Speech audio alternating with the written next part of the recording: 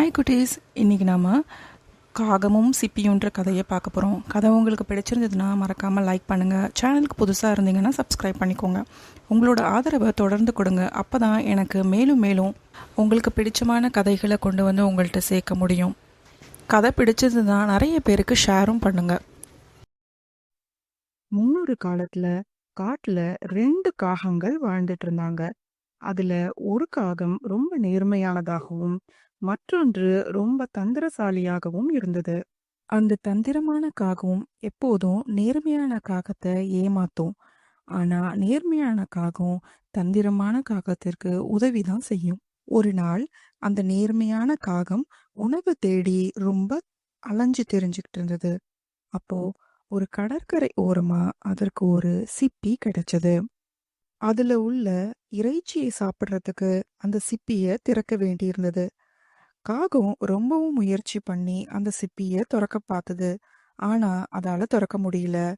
தன்னோட கூரிய அழகால அதை திறக்க பார்த்தது. அதால திறக்க முடியல. அப்புறமா ஒரு கல்லை எடுத்து அந்த சிப்பி மேல அடிச்சு அதை திறக்க பார்த்தது. அந்த முயற்சியும் வீணானது. இப்படியே கைக்கு எட்டியது வாய்க்கு எட்டாமல் இந்த நேர்மையான காகம் தவிச்சுக்கிட்டு இருந்தது.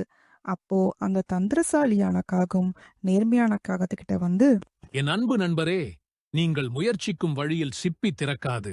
உங்கள் அலகில் சிப்பியை எடுத்துக்கொண்டு காற்றில் உயரமாக பறந்து பின்னர் கீழே உள்ள பாறைகளில் போடுமாறு நான் உங்களுக்கு அறிவுறுத்துகிறேன். அப்போதுதான் அது உடைந்து திறக்கும் அப்படின்னு சொன்னது. உடனே பசியோட இருந்த அந்த நேர்மையான காகத்துக்கு இது ஒரு நல்ல யோசனை அப்படின்னு தோணுச்சு. உடனே அது சிப்பிய தன்னோட அலகுல கொத்திக்கிட்டு உயரமா பறந்து போச்சு. உடனே மேல இருந்து சிப்பிய கீழே போட்டது. சிப்பி உடைஞ்சு இறைச்சி வெளில தெரிஞ்சது. உடனே தந்திரமான காகம் அந்த இறைச்சிய போய் சாப்பிட ஆரம்பிச்சது. நேர்மையான காகம் மேலிருந்து கீழே பறந்து வர்றதுக்குள்ளயும் அந்த காகம் அந்த இறைச்சி முழுவதையும் சாப்பிட்டு இருந்தது. இப்போ நேர்மையான காகத்திற்கு வெறும் ஓடு மட்டும்தான் மிஞ்சி இருந்தது. குழந்தைகளே, இந்த கதையிலிருந்து நாம் என்ன தெரிஞ்சுக்கிறோம்? யாரையும் தோற்றத்தை வச்சும் முக மதிப்பை வச்சும் நம்பக்கூடாது. Thanks for watching.